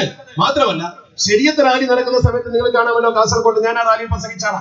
അവിടെ ഒരു പ്രകടനം നടത്തി. റാലി കൊമ്പ് ശരീഅത്ത് സമാജത്തിന് നമ്മളിവിടെ പ്രകടനം നടത്തിയല്ലോ. ഇന്ത്യൻ പ്രധാനമന്ത്രി നരേന്ദ്രമോദിക്കെതിരെ വ്യക്തിപരമായി മുദ്രാവാക്യം വിളിച്ചുകൊണ്ട് പറഞ്ഞുകൊണ്ട് കേസെടുത്തു. പ്രധാനമന്ത്രിക്കെതിരെ ആരൊക്കെ മുദ്രാവാക്യം വിളിക്കാറുണ്ട്? പക്ഷെ ആ വിളിച്ചത് സമസ്തക്കാരായിരുന്നില്ല. ആ യോഗത്തിൽ കയറിയ ചില തീവ്ര സ്വഭാവമുള്ള ആളുകളായിരുന്നു. നമ്മളിവിടെ പോലും ആ ശരീഅത്ത് റാലി നടത്തിയിട്ട് പ്രധാനമന്ത്രിക്കെതിരെ വ്യക്തിഹത്യ നടത്തിയില്ലെങ്കിൽ നടത്തിയാൽ അങ്ങനെ പിഴിച്ചാൽ തന്നെ ഒരു ജനാധിപത്യ രാജ്യത്ത് വിമർശിക്കാൻ അവകാശമുണ്ട്, അധികാരമുണ്ട്. നമ്മൾ നമ്മുടെ സംസ്കാരം വെച്ചത് ചെയ്യുന്നില്ല. അങ്ങനെ ആക്ഷേപിച്ചാൽ അതിനെതിരെ നടപടിയെടുക്കാൻ ഏത് വകുപ്പാണ് ഉള്ളത്? അങ്ങനെ നടപടിയെടുത്തു എന്ന് മാത്രമല്ല കേസ് ഒഴിവാക്കി പരിപാടികൾ പിന്നിലുണ്ടായി. അതാണ് നമ്മൾ ചിന്തിക്കേണ്ടത്. പലപ്പോഴും ഇവർ ചെയ്യുന്ന പ്രവർത്തനം ഒരു കൂട്ടരൊക്കെ അനുകൂലമായി എന്തും ചെയ്തു കൊടുക്കുന്നു, മറുകൂട്ടരോട് ഒരു വിഭാഗീയ മനോഭാവം കാണിക്കുന്നു. ഇത് അടുത്ത കാലത്തായി കേരളത്തിൽ സംഭവിച്ചിട്ടുണ്ട് എന്ന കാര്യത്തിൽ ആർക്കും തർക്കമില്ലല്ലോ. മനുഷ്യാവകാശ പ്രവർത്തകർ പോലും പറയുന്നു കേരളത്തിൽ PA പൗരന്റെ ഒരു പ്രസ്താവന ഉണ്ടായിരുന്നു, നിങ്ങൾ വായിച്ചോ? ഞങ്ങൾ പറഞ്ഞു എന്ന് പറയേണ്ട, കേരളത്തിലെ DGPയും അതുപോലെ തന്നെ ഇന്ത്യയുടെ പ്രധാനമന്ത്രിയും തീരുമാനിക്കുന്ന കാര്യങ്ങൾ ശരിക്കും സംഘപരിവാറിന്റെ കാര്യങ്ങളാണ്. ആ അജണ്ട ഇവിടെ നടപ്പാക്കാൻ ഗവൺമെന്റ് കഴുത്തു നീട്ടി നിന്ന് കൊടുക്കുകയാണെന്നാണ് അദ്ദേഹം പറയുന്നത്. ആ തരത്തിൽ പോലീസ് സംഘവൽക്കരിക്കപ്പെട്ടിരിക്കുന്ന തോന്നൽ ജനങ്ങളുടെ മനസ്സിൽ ഉണ്ടായിട്ടുണ്ട് എന്നത് ശരിയാണ്. അതുകൊണ്ടാണ് നമ്മൾ ഇതിനെതിരെ ശക്തമായി പ്രതിഷേധിക്കുന്നത്. കാരണം ഇനിയും ഈ തോതിലാണെങ്കിൽ ആവർത്തിക്കും. ഇത് ആവർത്തിച്ച് നമ്മുടെ ജില്ലയിലേക്കും വരും. നമ്മുടെ പണ്ടൊക്കെ ഇത് ഉത്തരേന്ത്യയിൽ മാത്രമേ കേട്ടുകേൾവിയുള്ളൂ, പള്ളിയിൽ കയറി കൊല്ലൽ. ഇപ്പൊ നമ്മുടെ നാട്ടിലും വന്നു. ഈ ഒരു അവസ്ഥാവിശേഷം നാളെ മലപ്പുറത്ത് വരുമ്പോൾ നമ്മൾ ഭയപ്പെടുന്നു. ഇതിനാദ്യം വേണ്ടത് നട്ടിലുള്ള പോലീസ് ഓഫീസർമാരെ ആ സ്ഥലത്ത് നിൽക്കുന്നതാണ്. ഞാൻ കൃത്യമായി പറയട്ടെ, തോംസൺ ജോസ് എന്ന് പറയുന്ന SP അവിടെ ഉണ്ടായിരുന്നല്ലോ. നല്ല പോലീസ് ഉദ്യോഗസ്ഥന്മാരെ നമ്മൾ പുകഴ്ത്തേണ്ടി വരും. അയാൾ അവിടെ നിൽക്കുന്ന സ്ഥാനത്ത് ഒരു തരത്തിലുള്ള വർഗീയ കലാപങ്ങൾ ഉണ്ടാക്കാൻ അനുവദിച്ചില്ല. കാരണം എന്താ? അയാളൊരു സ്വാധീനത്തിന് വഴങ്ങില്ല. ആ SP ശരിക്കും അവിടെ നിൽക്കുന്ന സമയത്ത് 1.5 വർഷം അവിടെ നിന്നപ്പോൾ ഒരു കൊലപാതകം ഇതുപോലെ നടന്നിട്ടില്ല. പ്രശ്നങ്ങൾ സ്വാഭാവികമായും ഉണ്ടായി, പക്ഷെ ഒരു കൊലപാതകം നടന്നിട്ടില്ല. അയാൾ കർശനമായി കാര്യങ്ങൾ നേരിട്ടു. അതിനുശേഷം അദ്ദേഹത്തെ സ്ഥലം മാറ്റിയപ്പോൾ ഒരു കൊലപാതകം ഇതുപോലെ നടന്നു. വീണ്ടും അവിടെ തിരിച്ചു കൊണ്ടുവന്നു. പിന്നീട് അയാളെ സ്ഥലം മാറ്റാൻ ഉത്തരവിട്ട സന്ദർഭത്തിൽ ഈ വ്യക്തിക്ക് അവിടെ നിലനിൽക്കാൻ സൗകര്യം ചെയ്ത് കൊടുക്കണമെന്ന് പറഞ്ഞുകൊണ്ട് കാസർകോട്ടെ ഒപ്പുമരച്ചുവണ്ടിൽ വമ്പിച്ച പ്രതിഷേധ യോഗം നടന്നത് എനിക്ക് ഓർമ്മയുണ്ട്. ആ യോഗത്തിൽ പ്രസംഗിച്ചവർ എനിക്ക് ഓർമ്മയുണ്ട്. ഒപ്പുമരച്ചുവട് എന്ന് പറയുന്ന സ്ഥലമുണ്ട് അവിടെ ബസ് സ്റ്റാൻഡിന്റെ മുമ്പിൽ. ആ മരത്തിന്റെ ചുവട്ടിൽ സകല പ്രതിഷേധങ്ങൾ നടക്കാറുണ്ട്. ഏതോ ഒരു പ്രതിഷേധത്തിൽ ഒപ്പുസേകരണം നടത്തിയത് ആ മരത്തിന് ആ പേര് വന്നു, സ്ഥലത്തിനും ആ പേര് വന്നു എന്ന് മാത്രം. ആ രീതിയിൽ കാസർകോട്ടെ SP നിലനിർത്താൻ വേണ്ടി അന്നാട്ടുകാർ പറയുമ്പോൾ അതിന്റെ ഗൗരവം നിങ്ങൾ ആലോചിച്ച് നോക്കും. കാട്ടൂരിൽ പണ്ടൊരു അലിമുസ്ലിയാർ പള്ളിയിൽ കൊല ചെയ്യപ്പെട്ടപ്പോ എന്തൊരു പ്രതിഷേധമായിരുന്നു നാടാകെ. ഇത് ഒരു മുഅല്ലിമിനെ, കാരണം എന്താവട്ടെ, ഈ അയാളുടെ കയ്യിൽ എന്ത് കാരണം ഉണ്ടാവട്ടെ, പള്ളിയിൽ കയറി കല്ലാൻ ഇവർക്ക് എന്താണ് അവകാശം? അയാളുടെ കയ്യിൽ എന്തെങ്കിലും അപാകത വന്നിട്ടുണ്ടെങ്കിൽ പള്ളി കമ്മിറ്റിക്ക് ഇട്ടുകൊടുത്തൂടെ? അയാളെ പുറത്താക്കാൻ പറഞ്ഞുകൂടെ? അയാൾക്കെതിരെ നിയമപരമായി പോലീസിൽ പരാതിപ്പെട്ടുകൂടെ? നിങ്ങൾ പള്ളിയിൽ കയറി കൊല നടപ്പാക്കുകയാണെങ്കിൽ പിന്നെ പോലീസ് സ്റ്റേഷനും കോടതിയും എന്തിനാ? ഇവിടെ പറഞ്ഞു കേൾക്കുന്നത് ശരിയോ തെറ്റോ എന്ന് എനിക്കറിയാം. അയാൾ ഒരു ഉറിയെ തറക്കാൻ വേണ്ടി പോയ സന്ദർഭത്തിൽ ഇവിടെ അറക്കാൻ പാടില്ലെന്ന് പറഞ്ഞു സംഘപരിവാറിന്റെ ആളുകൾ. അറുക്കുമെന്ന് അദ്ദേഹം പറഞ്ഞു. അതിന്റെ പേരിൽ തർക്കം നടന്നിരുന്നു അത്രേ. അത് മനസ്സിൽ വെച്ചുകൊണ്ട് തർക്കം കിട്ടിയപ്പോൾ അദ്ദേഹത്തെ ഈ രീതിയിൽ ചെയ്തു എന്നാണ് പറയപ്പെടുന്നത്. പിന്നെ പലതും കേൾക്കുന്നുണ്ട്, പക്ഷെ അതിനൊന്നും അടിസ്ഥാനമുള്ളതായി അറിയില്ല. ഞാൻ ആ പ്രദേശത്തിന് ചുറ്റുവട്ടത്ത് പോയി കാസർഗോഡ് ഇരുന്നപ്പോൾ അന്വേഷിച്ചു. ആ ഗ്രാമത്തിൽ പോയിട്ടില്ലായിരുന്നുള്ളൂ. അതിനെക്കുറിച്ച് അന്വേഷിച്ചു. എനിക്കറിയാൻ കഴിഞ്ഞു. MLA ഞാൻ വിളിച്ചു, അവിടെയുള്ള പ്രാദേശിക പ്രവർത്തകരെ വിളിച്ചു, ആ പള്ളി കമ്മിറ്റിപ്പെട്ട ആളുകളുമായി ബന്ധപ്പെട്ടു. അവരൊക്കെ പറയുന്നു ഈ വ്യക്തിയുടെ കയ്യിൽ നിന്നൊരു പ്രകോപനം ഉണ്ടായിട്ടില്ല. ഇനി എന്ത് പ്രകോപനം ഉണ്ടെങ്കിൽ ഞങ്ങളുടെയൊക്കെ പള്ളിയിൽ ജോലി ചെയ്യുന്ന മുഅല്ലിമീങ്ങളോ ഞങ്ങളുടെ മദ്രസയിലെ മദ്രസയിലെ അധ്യാപകരോ ആർക്കെങ്കിലും എന്തെങ്കിലും ഒരു കുഴപ്പം മറ്റുള്ളവർ കാണുകയാണെങ്കിൽ അത് ബന്ധപ്പെട്ട കമ്മിറ്റിയെ ബോധ്യപ്പെടുത്തിയാൽ മതി, അല്ലെങ്കിൽ സമത്വത്തിന് ഒരു പരാതി കൊടുത്താൽ മതി. അത്തരം പ്രകോപനം ഉണ്ടാക്കുന്ന അല്ലെങ്കിൽ വർഗീയ സ്വഭാവമുള്ള ആളുകളെ നിലക്ക് നിർത്താൻ സമത്വക്ക് കഴിയും. അത് സമത്വക്കാപ്പ അധികാരം നഷ്ടപ്പെട്ടിട്ടില്ല. അതുകൊണ്ട് തന്നെ പള്ളിയിലോ മദ്രസയിലോ കയറി കൊലപാതകം നടത്താൻ സംഘപരിവാരം മുന്നോട്ട് വന്നാൽ അതിന് കനത്ത തിരിച്ചടി കൊടുക്കേണ്ടി വരുമെന്ന കാര്യത്തിൽ ആൾക്കാർ തർക്കമുണ്ട്. നിയമപരമായി നേരിടും. നമ്മൾ തിരിച്ചടി കൊടുക്കുക എന്ന് പറയുമ്പോൾ അതിന്റെ അർത്ഥം അതുപോലെ ചെയ്യുക എന്നല്ല. നമുക്കതിന് അധികാരമില്ല. ഇസ്ലാം നമ്മളോട് പറഞ്ഞിട്ടുള്ളത് ഏത് തിന്മയും നന്മ കൊണ്ട് നേരിടണമെന്നാണ്. അതുകൊണ്ട് നമ്മൾ ഒരിക്കലും കലാപത്തിന് ആഹ്വാനം ചെയ്യുകയോ ആളുകളെ വർഗീയവൽക്കരിക്കുകയോ ചെയ്യില്ല. കാരണം ഈ നാട്ടിലൊക്കെ ഒരുപാട് മുസ്ലിങ്ങൾ നമ്മളോട് സഹകരിക്കുന്നവരുണ്ട്. ഈ ഹിന്ദു മുസ്ലിം മൈത്രി ബന്ധത്തെ ഒരിക്കലും തകർക്കാൻ ആരെയും സമ്മതിക്കരുത്. ഇവിടെ ഇപ്പൊ സംഭവിക്കുന്നതാണ്. ഫൈസലിനെ കൊന്നുകൊണ്ട് കൊല വിളിച്ച ആളുകൾ ഉദ്ദേശിച്ചതാണ്, കാസർഗോഡ് ഉദ്ദേശിക്കുന്നതാണ്. പക്ഷേ കാസർഗോഡ് ഇക്കണ്ട കൊലപാതകങ്ങളൊക്കെ അവിടെ നടത്തിയിട്ടും നമ്മുടെ ഭാഗത്ത് നിന്ന് ആ രീതിയിലൊരു സമീപനം വരാത്തത് കൊണ്ട് അവർക്ക് നിരാശയുണ്ട്. നമ്മളും അതുപോലെ പെരുമാറണം. അങ്ങനെ ആ പ്രദേശത്ത് ഒരു കലാപം ഉണ്ടാക്കണം. അതിനാണ് ഇപ്പോൾ ചെയ്തുകൊണ്ടിരിക്കുന്ന ഈ പ്രവർത്തനം. അതുകൊണ്ട് നമ്മുടെ ഈ യോഗം ആവശ്യപ്പെടുന്ന പ്രധാനപ്പെട്ട ചില കാര്യങ്ങളുണ്ട്. നമ്മൾ മുഖ്യമന്ത്രിയോടും അതുപോലെ ഉത്തരവാദപ്പെട്ടവരോടും നമ്മൾ ആവശ്യപ്പെടുന്നത്, ഒന്നാമതായി നമ്മുടെ ആവശ്യം, ഞങ്ങൾ അതിനുവേണ്ടി നിവേദനം മുഖ്യമന്ത്രിക്ക് നൽകുന്നുണ്ട്. നമ്മുടെ ആവശ്യങ്ങളിൽ ഒന്ന്, ഈ പ്രതികളെ, ഇപ്പോൾ പിടിക്കപ്പെട്ടു എന്ന് പറയുന്ന പ്രതികളെ ഒരു പഴുതുമില്ലാതെ അന്വേഷണത്തിന്റെ മുമ്പിൽ കൊണ്ടുവന്നുകൊണ്ട് പരമാവധി ശിക്ഷ കൊടുക്കാനുള്ള ഏർപ്പാടുകൾ പോലീസ് ഉദ്യോഗസ്ഥന്മാർ ചെയ്യണം. എന്ന് പറഞ്ഞാൽ FIR ഇളവ് ചെയ്യാൻ പാടില്ല, അവർ കോടതിയിൽ രക്ഷപ്പെടാൻ പാടില്ല. അതിനനുസരിച്ച് ശിക്ഷ കൊടുക്കുന്ന തരത്തിലായിരിക്കണം പോലീസിന്റെ അന്വേഷണം. രണ്ടാമത് പറയാനുള്ളത്, ഈ റിയാസ് മൗലവിയുടെ കുടുംബത്തിന് മതിയായ നഷ്ടപരിഹാരം കൊടുക്കണം. അയാളുടെ കുടുംബത്തിന് അർഹമാണ്. ഇനി ഒരു പക്ഷേ കർണാടകക്കാരനാണ് എന്നായിരിക്കും വാദം. എങ്കിൽ കർണാടക ഗവൺമെന്റുമായി ബന്ധപ്പെട്ടതിന്റെ സംവിധാനം എന്താണെന്ന് ആലോചിക്കണം. അയാളുടെ കുടുംബത്തിന് ആ വ്യക്തി നഷ്ടപ്പെട്ടു, ഇയാളുടെ കുട്ടികൾ ആര് നോക്കും? നമ്മളൊക്കെ വ്യക്തിപരമായി കുറെ സഹായം കൊടുക്കാൻ ബാധ്യസ്ഥർ, അതുവരെ ഗവൺമെന്റ് കൊടുക്കേണ്ടത് ഗവൺമെന്റ് കൊടുക്കണം. അതുപോലെ തന്നെ മറ്റൊന്ന് ഞങ്ങൾക്ക് മൂന്നാമതായി ആവശ്യപ്പെടാനുള്ളത്, അവിടെ നേരത്തെ സൂചിപ്പിച്ച കുറെ കേസിൽ ഒരിക്കലും ശിക്ഷിക്കപ്പെടാതെ പോയ ആളുകളുണ്ട്. അത്തരം കേസുകൾ പുനരന്വേഷണം നടത്തിയിട്ട് യഥാർത്ഥ പ്രതികളെ നിയമത്തിന് മുന്നിൽ കൊണ്ടുവരണം. അപ്പോൾ അന്വേഷിച്ച കേസ് പിന്നെ എങ്ങനെ അന്വേഷിക്കണമെന്ന് ചോദിക്കും. എത്രയല്ലേ അഭയ കേസ് അന്വേഷിച്ചില്ലേ? 2 തവണ CBI അന്വേഷിച്ചു തള്ളി. 3-ാം തവണയല്ലേ അവർ ആത്മഹത്യയാണെന്ന് പറഞ്ഞത്, കൊലപാതകമാണെന്ന് തെളിഞ്ഞത്? ആ കേസ് പുനരന്വേഷണം ഇന്ത്യ മഹാരാജ്യത്ത് പലപ്പോഴും CBI വരെ ഏറ്റെടുത്തിട്ടുണ്ട്. പിന്നെ എന്തുകൊണ്ട് പോലീസിനെ ഏറ്റെടുത്തുകൂടാ? നാലാമത്തൊന്ന്, RSSനും BJPക്കും പ്രീണനം ചെയ്യുന്ന സമീപനമാണ് പോലീസ് സ്വീകരിക്കുന്ന എന്നൊരു തോന്നൽ ജനങ്ങളിൽ ഉണ്ടായിട്ടുണ്ട്. ശരിയോ തെറ്റോ എന്താവട്ടെ, അത്തരം ഒരു തോന്നൽ, അവർക്ക് എന്തും ചെയ്യാൻ നമുക്കൊന്നും പറ്റില്ല. ഈ ഒരു തോന്നൽ ജനങ്ങളിൽ അരക്ഷിതാവസ്ഥ ഉണ്ടാകും. അതുകൊണ്ട് നല്ലൊരു നിയമ സംവിധാനം നിലനിൽക്കാൻ അത്തരം ഒരു അവസ്ഥയിലല്ല പോലീസ്. നിഷ്പക്ഷവും ന്യായവുമായി മാത്രം കാര്യങ്ങൾ പോലീസ് ചെയ്യുമെന്ന് തോന്നൽ ഉണ്ടാക്കത്തക്ക വിധം ഉദ്യോഗസ്ഥന്മാരെ ആ രീതിയിൽ സജ്ജമാക്കണമെന്നാണ് പറയാനുള്ളത്. മറ്റൊന്ന്, മതസൗഹാർദ്ദം നിലനിർത്താൻ ആവശ്യമായ മൈത്രി സംഗമങ്ങൾ സർക്കാർ സംഘടിപ്പിക്കണം. കണ്ണൂരിൽ സംഘടിപ്പിച്ചല്ല ഗവൺമെന്റ്. എന്താ കാരണം? ആ ഗവൺമെന്റിന്റെ കക്ഷി അതിൽ ബന്ധപ്പെട്ടതാണ്. ഇവിടെ മുസ്ലിങ്ങളും BJPക്കാരും ആയതുകൊണ്ട് സംഘടിപ്പിക്കണം. അവിടെ സംഘടിപ്പിച്ച് സൗഹൃദം ഉണ്ടാക്കണം. ആറാമതായി നമുക്ക് ആവശ്യപ്പെടാനുള്ളത്, ഒരുപാട് കാലമായി ഒരേ തസ്തികയിൽ തുടരുന്ന ചില പോലീസ് ഉദ്യോഗസ്ഥന്മാരുണ്ട്. അവിടെ ചില താല്പര്യത്തിൽ 3 വർഷമായ സ്ഥലം മാറ്റം വരെ, പക്ഷെ സ്ഥലം മാറ്റാതെ അതേ തസ്തികയിൽ തുടരുന്ന ചില ആളുകളുണ്ട്. അത്തരം ആളുകൾ ഇത്തരം ശക്തികൾക്ക് വളം വെച്ചു കൊടുക്കുകയാണ്. അവരെവിടെയുണ്ടെന്ന് കണ്ടെത്തി സ്ഥലം മാറ്റി പുതിയ ഉദ്യോഗസ്ഥന്മാരെ നിയമിക്കണം. അതുപോലെ തന്നെ രാഷ്ട്രീയമായോ വർഗീയമായോ ഒരു തരത്തിലുള്ള സ്വാധീനത്തിനും വഴങ്ങാത്ത നല്ല ഉദ്യോഗസ്ഥന്മാരെ കൊണ്ടുവന്ന്, ഞാൻ നേരത്തെ രജിസ്ട്രിയെ കുറിച്ച് സൂചിപ്പിച്ചല്ലോ, അതുപോലത്തെ ഉദ്യോഗസ്ഥന്മാരെ കൊണ്ടുവന്ന് പോസ്റ്റ് ചെയ്താൽ ഈ പ്രശ്നം അവസാനിക്കും. പിന്നെ അവിടെ പ്രശ്നം ഉണ്ടാവില്ല. നമ്മുടെ ഭാഗത്ത് ഒരു പ്രകോപനം നമ്മൾ ഉണ്ടാക്കുന്നില്ല. അതുപോലെ തന്നെ കടകള്, ബൈക്ക്, അതുപോലെ കാറ്, ഇതൊക്കെ അടിച്ചു നശിപ്പിച്ച പോലീസ് ഉദ്യോഗസ്ഥന്മാര് ഒരു കാരണമില്ലാതെ ചെയ്ത പ്രവർത്തനമാണ്. അതിന്റെ നട്ടം ആ പോലീസുകാരെ കണ്ടെത്തി അവരെ കയ്യിൽ നിന്ന് വാങ്ങണമെന്നാണ് പറയുന്നത്. അവർ ചെയ്തത് വെറുതെ വീടുകൾക്ക് എറിയുക, വീട് പൊളിക്കുന്ന പോലീസ് പങ്കാളിയാവുക, സംരക്ഷണം കൊടുക്കുന്ന പോലീസ് കല്ലെറിയുക, പോലീസ് വീടിന്റെ മുമ്പിലുള്ള മറകൾ തകർക്കുക, വാതിലുകൾ തകർക്കുക, ജനച്ചിട്ട് തകർക്കുക. അത് ചെയ്ത പോലീസുകാരെ കണ്ടെത്തി ആ ഡ്യൂട്ടിക്ക് നിയമിച്ച പോലീസുകാരെ കയ്യിൽ നിന്നാണ് നഷ്ടപരിഹാരം വാങ്ങേണ്ടത്. അപ്പോഴേ പോലീസ് ഡിപ്പാർട്ട്മെന്റ് ഒരു മന്ദസ്സുള്ള ആളുകൾ ഉണ്ടാവും. ഞാൻ വിചാരിക്കുന്നു ഈ വൃത്തികേടൊന്നും ചെയ്യുന്ന പോലീസുകാരോട് ഒരിക്കലും നമ്മൾ ഉത്തരവാദപ്പെട്ട നല്ല ഉദ്യോഗസ്ഥന്മാർക്ക് മതിപ്പുണ്ടാവില്ല. പോലീസ് ഡിപ്പാർട്ട്മെന്റിലും ഉണ്ടാകും നല്ല മനുഷ്യന്മാർ. നമ്മൾ പലപ്പോഴും പറയാറില്ലേ, പണ്ട് CA ചൈത്രസിംഗ് ചേളാരി നിൽക്കുന്ന സമയത്ത് അദ്ദേഹം കാണുന്ന വാഹനത്തിലൊക്കെ കൈ നിൽക്കുന്ന സമയത്ത് രാത്രി 12 മണിക്ക് ശേഷം ഒരു ജീപ്പിനെ കൈ കാണിച്ചു. അതിങ്ങനെ മുകളിൽ ചുവന്ന ലൈറ്റ് തെളിച്ചു വരുന്ന വാഹനം വണ്ടി നിർത്തി നല്ലൊരു മുസ്ലിയാരെ കണ്ടപ്പോൾ അദ്ദേഹത്തോട് വളരെ ഗൗരവത്തോടു കൂടി അതിലുണ്ടായിരുന്ന CI അദ്ദേഹം കോഴിക്കോട് കോൺഫറൻസിലേക്ക് മടങ്ങിയിരുന്നു. ഉസ്താദ് എന്നോട് പറഞ്ഞിട്ടുണ്ട്. ആ സമയത്ത് അയാൾ ചോദിച്ചു, ഇതൊരു പോലീസ് ജീപ്പാന്ന് അറിയില്ല, പിന്നെ എന്തിനാ അതിന് കൈ കാണിച്ചെന്ന് ചോദിച്ചു. ഉസ്താദ് പറഞ്ഞു, പോലീസിലുണ്ടാവും നല്ല മനുഷ്യന്മാരെന്ന് കരുതിയാൽ ഞാൻ കൈ കാണിച്ചതെന്ന് പറഞ്ഞു. അയാൾ നേരെ കയറ്റി കക്കാട് കൊണ്ടുപോയി ഇറക്കി കൊടുത്തു. സന്തോഷമായി. നല്ല മനുഷ്യന്മാരുണ്ടാവും. ആ രീതിയിൽ പോലീസ് ഉദ്യോഗസ്ഥന്മാർ മനുഷ്യന്മാർ തന്നെയല്ലേ. അത് ഡ്യൂട്ടി കുറച്ച് പ്രയാസങ്ങളുടെ ബുദ്ധിമുട്ടുണ്ടാക്കുന്ന നമുക്കറിയാം. ഇപ്പൊ മലപ്പുറത്ത് നമ്മൾ നടത്തുമ്പോൾ നമ്മുടെ പാരമ്പര്യം അനുസരിച്ച് നമ്മളൊരു തരത്തിലും ഒരു തെറി വിളിക്കുകയോ മോശപ്പെട്ട പ്രകടനം കാഴ്ചവെക്കുകയോ ചെയ്യില്ല എന്നുള്ള ഉറപ്പിൽ പോലീസ് നമുക്ക് വാക്കാൻ പെർമിഷൻ തന്നല്ലോ. ഒരു പ്രയാസവുമില്ല. നേരെ മറിച്ച് ചില സ്ഥലത്ത് ഇങ്ങനത്തെ ഒരു പരിപാടി നടത്താൻ എന്തൊക്കെ പുലിവാലുണ്ടാക്കണം, ഒരു ബുദ്ധിമുട്ടുമില്ലാതെ ആ പോലീസ് ഉദ്യോഗസ്ഥന്മാരെ അഭിനന്ദിക്കുന്നു. അങ്ങനത്തെ നല്ല പോലീസ് ഉദ്യോഗസ്ഥന്മാരുണ്ട്.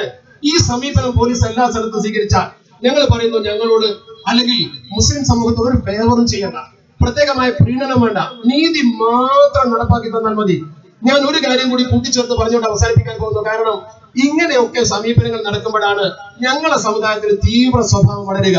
ഞങ്ങളാണെങ്കിൽ തീവ്രവാദത്തെ എതിർക്കുവാനും ഒരിക്കലും തീവ്രവാദമില്ലെന്ന് പറയുവാനും അത്തരം തീവ്ര സ്വഭാവം കാണിക്കുന്നവരെ അടിച്ചമർത്തുവാനും പ്രസംഗിച്ചും എഴുതിയും ബോധനം നടത്തിയും അതിനുവേണ്ടി സംഘടനയുടെ സമയം ഒരുപാട് ഉപയോഗപ്പെടുത്തിയും ശ്രമിക്കുന്നു. അതേസമയത്ത് നിങ്ങൾ ഈ പക്ഷപാതിത്വം കാണിച്ചുകൊണ്ട് ഇപ്പൊ കണ്ടില്ലേ, സമാധാനം പറഞ്ഞു കണ്ട കാര്യം, നമ്മൾ ഇന്നാളെ കൊന്നില്ലേ, പള്ളി കയറി കൊന്നില്ലേ എന്ന് പറഞ്ഞ്